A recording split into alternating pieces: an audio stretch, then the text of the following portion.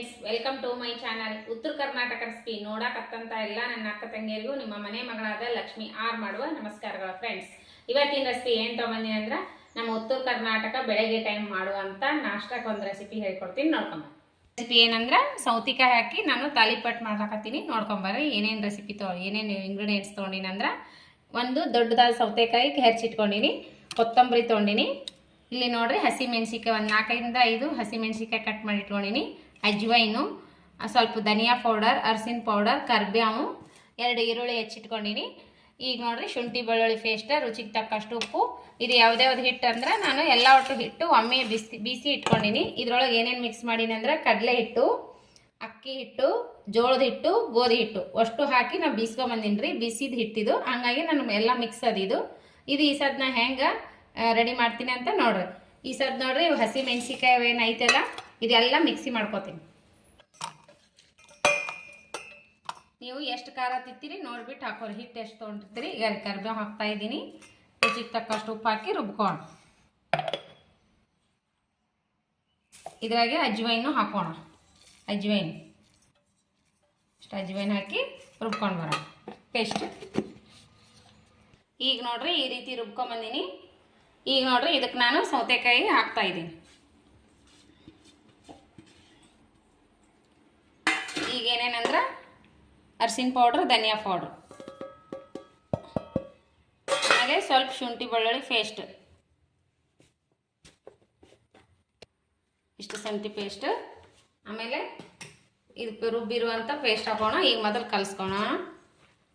ಹಾಕೊಂಡಿ ನೋಡ್ರಿ ಹಸಿ ಮೆಣಸಿಕಾಯಿ ಪೇಸ್ಟ್ ಮಾಡಿ ಹಾಕಿದ್ರೆ ಚೆಂದಾಗೆ ತಟ್ಲಕ್ರಾಗ ಚೆನ್ನಾಗಾಗ್ತದೆ. ಈಗ ನೋಡ್ರಿ ಇದು ಹಸಿ ಮೆಣಸಿಕಾಯಿ ರುಬ್ಬಿದ್ದು ಹಾಕೊಂಡಿನಿ. ಈಗ ಹಾಗೆ ಈಗ ಕಟ್ ಮಾಡಿರುವಂಥ 2 ಈರುಳ್ಳಿ ಇವು ಹಾಕೋಣ. ಸಣ್ಣದಾಗೆ ಕಟ್ ಮಾಡಿರಿ. ಫಸ್ಟ್ ನೀರು ಹಾಕ್ಬಾರ್ದು, ಮೊದಲು ನೀರು ಸೌತೆಕಾಯಿ ನೀರು ಬಿಡ್ತದಲ್ಲ ಮೊದಲು ಕಲಿಸ್ಕೋಣ. ಬೇಕಾದ್ರೆ ನೀರು ಹಾಕೋಣ, ಸ್ವಲ್ಪ ನೀರು ಹಾಕೋಣ.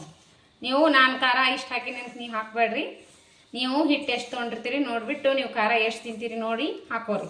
ಈಗ ನೋಡ್ರಿ ಈಗ ಅದಕ್ಕೆ ಕಲಸಿನಿ, ಬರೀ ಈ ನೀರು ಹಾಕಿಲ್ಲ ಇನ್ನೂ, ಹಾಗಾಗಿ ಈಗ ಬರೀ ನೀರು ಬಿಟ್ಟಿರ್ತಿಲ್ಲ ಹಂಗಾಗಿ ಕಲಸಿನಿ. ಈಗ ಇಷ್ಟು ನೀರು ಹಾಕ್ಕೊಂಡು ಹಾಕೋಣ.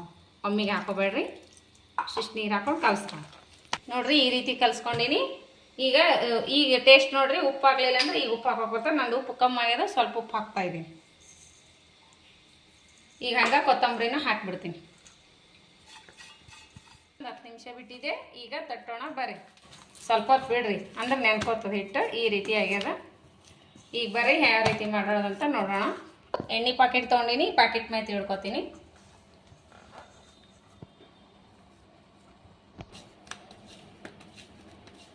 ಒಂದು ಸ್ವಲ್ಪ ಎಳ್ಳು ಹಾಕಿ ನೋಡ್ರಿ ನಾ ಇದ್ರಾಗ.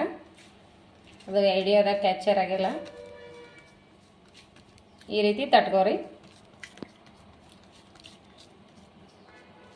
ಮಸ್ತ್ನಾಗೆ ಬರ್ತಾವೆ. ನೋಡ್ರಿ ಹಂಚಿಟ್ಟಿನಿ, ಹಂಚಿಗೆ ಎಣ್ಣೆ ಹಚ್ಚಿಟ್ಟಿನಿ. ಈಗ ಹಾಕೋಣ ಬನ್ನಿ. ಈಗ ನೋಡ್ರಿ ಈಗ ಈ ರೀತಿ ಮಾಡ್ರಿ ಹಾಕೊಂಡ್ರಿ. ಎಣ್ಣೆ ಹಚ್ಚೀನಿ, ಇನ್ನೊಂದು ಸ್ವಲ್ಪ ಎಣ್ಣೆ ಹಚ್ಬಿಡೋಣ. ಸುತ್ತ ಕಡೆ ಇನ್ನೊಂದು ಸ್ವಲ್ಪ ಎಣ್ಣೆ ಹಾಕಿಬಿಡೋಣ. ಈ ರೀತಿ ಹೋಲ್ ಮಾಡ್ಕೊರಿ, ಮಸ್ತ್ನಾಗೆ ಇದ್ರಾಗ ಚೆನ್ನಾಗಿ ಟೇಸ್ಟ್ ಬರ್ತದೆ. ಈಗ ಬೈಲಿ ಈ ರೀತಿ ಕಾಣಬೇಕು, ಈ ರೀತಿ ಬೈಬೇಕಿದು. ಚೆನ್ನಾಗಿ ಮಸ್ತ್ ಆಗ್ತದೆ. 2 ಕಡೆ ಮೈ ಈ ರೀತಿ ಬೈಕೋಬೇಕು. ಈಗ ತೆಗೆದು ಇನ್ನೊಂದು ತಟ್ಟು ಇಟ್ಕೊಂಡಿನಿ, ಅದು ಹಾಕೋತೀನಿ. ಇದನ್ನು ಅದೇ ರೀತಿನೇ ಬೈಸ್ಕೋಬೇಕು. ಇಷ್ಟು ಎಣ್ಣೆ ಹಾಕೋಣ, ಟೇಸ್ಟ್ ಆಗುತ್ತೆ. ಮನೆಯಲ್ಲಿರೋ ಇಂಗ್ರೀಡಿಯೆಂಟ್ಸ್ ಅಲ್ಲೇ ಮಾಡಿ ತೋರಿಸಿರುವಂಥ ತಾಲಿಪಟ್ ರೆಸಿಪಿ ನಿಮಗೆ ಇಷ್ಟ ಆಗ್ಯದನ್ನ ನೋಡ್ರಿ. ಎಷ್ಟು ಮಸ್ತ್ ಅಂದರೆ ಭಾರಿ ಮಸ್ತ್ ಆಗ್ತಾವ ಇವು. ಮನ್ಯಾಗ ಸಿಂಪಲ್ಲಾಗಿ ಮಾಡ್ಕೋಬೋದು ಏನಾರ ತಿನ್ಬೇಕು ಅನ್ನಿಸ್ದಾಗ. ಆಮೇಲೆ ಏನೋ ಮನ್ಯಾಗ ಏನೂ ಇರಲಿಲ್ಲ ಅಂದ್ರೆ ಬಜ್ಜಿ ಮಾಡ್ಕೊಂಡು ತಿನ್ನೋದಾಗಲ್ಲ ಅಂದ್ರೆ ಕಮ್ಮಿ ಎಣ್ಣೆ ಇರಲಿ, ಸೂಪರ್ ಆಗುತ್ತೆ. ಈ ರೀತಿ ಮಾಡ್ಕೊಂಡು ತಿನ್ರಿ, ಎಣ್ಣೆನೂ ಜಾಸ್ತಿ ಬೇಕಾಗಿಲ್ಲ.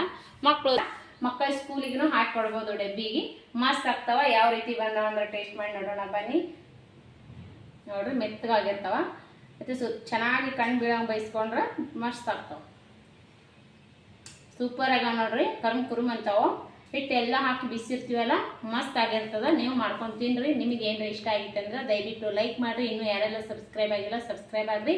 ನಿಮ್ಮ ಮಕ್ಕಳಿಗೆ ದೊಡ್ಡವರಿಗೆ ತುಂಬ ಇಷ್ಟ ಆಗ್ತದೆ. ನಿಮಗೆ ಇಷ್ಟ ಆಗಿತ್ತು ಅಂದರೆ ಅನಿಸಿಕೆ ಅಭಿಪ್ರಾಯಗಳನ್ನು ಕಮೆಂಟ್ ಬಾಕ್ಸ್ನಲ್ಲಿ ತಿಳಿಸ್ರಿ. ಮೊಸರು ಜೊತೆನೂ ತಿನ್ಬೋದು. ನಾ ಕೊಬ್ಬರಿ ಚಟ್ನಿನೂ ಮಾಡ್ಕೊಂಡಿನಿ, ಶೇಂಗಾ ಚಟ್ನಿನೂ ಇಟ್ಟಿನಿ. ಎದವಾದ್ರಾಗೂ ತಿನ್ನಲಿಲ್ಲ ಅಂದ್ರೆ ಹಾಗೇನು ತಿನ್ಬೋದು. ಅಷ್ಟು ಮಸ್ತ್ ಆಗ್ಯಾವ. ಟೇಸ್ಟ್ ಹೆಂಗಾಗ್ಯಾವ ಅಂದರೆ ಈರುಳ್ಳಿ ಪಕೋಡ ಥರ ಆಗ್ಯಾವ ನೋಡ್ರಿ. ಮಸ್ತ್ ಆಗ್ತಾವ. ನೀವು ಮಾಡ್ಕೊಂಡು ತಿನ್ನಿರಿ.